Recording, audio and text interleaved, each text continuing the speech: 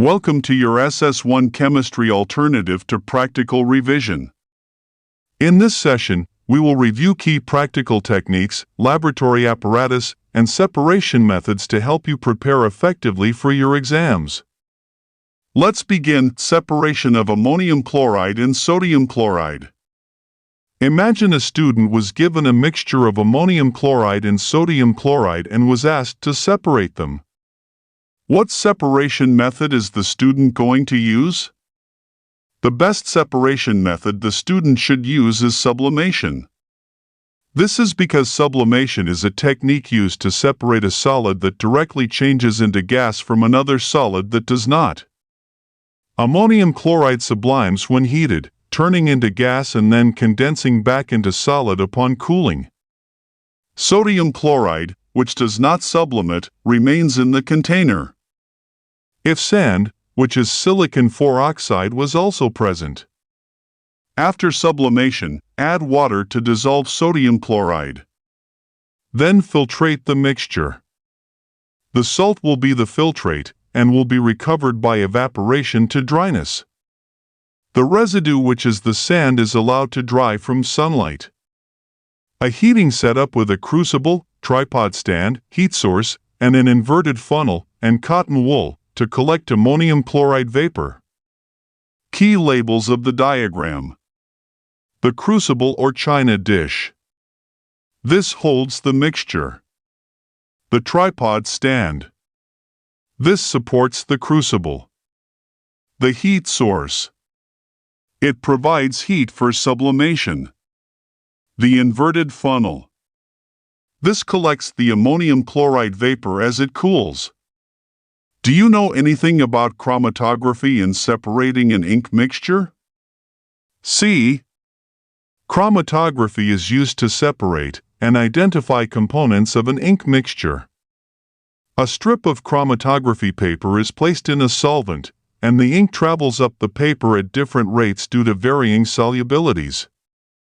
The separated ink spots reveal different components of the mixture. To separate ethanol from butanol, use the distillation method. Majorly fractional distillation if a pure form of ethanol is needed. This is because of their differences in boiling point. For instance, ethanol, boiling point 78 degrees Celsius, and butanol, boiling point 118 degrees Celsius. You also need to know the distillation apparatus with labeled parts. You might be asked to identify the labeled apparatus of a distillation setup. The distillation flask. It holds the mixture. The condenser. It cools and condenses the vapor. The thermometer. It monitors temperature. The receiver beaker. It collects the distillate. Other information on the apparatus. Heat source. It provides heat for vaporization vapor pathway. It directs vapor into the condenser. Water inlet and outlet maintains cooling in the condenser. The separation process is simple distillation.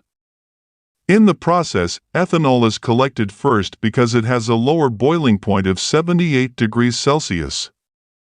The temperature remains steady at 78 degrees Celsius and then begins to rise once ethanol has completely evaporated. That is how to know that ethanol has all been evaporated. You might be asked, how can you identify that ethanol has all been distilled? Two criteria for determining the purity of a substance are melting point for solids and boiling point for liquids. Pure substances have sharp melting and boiling points. Chromatography, a pure substance gives a single spot on chromatography paper. For bromine, boiling point determination can be used to check its purity. How much do you know about your laboratory apparatus?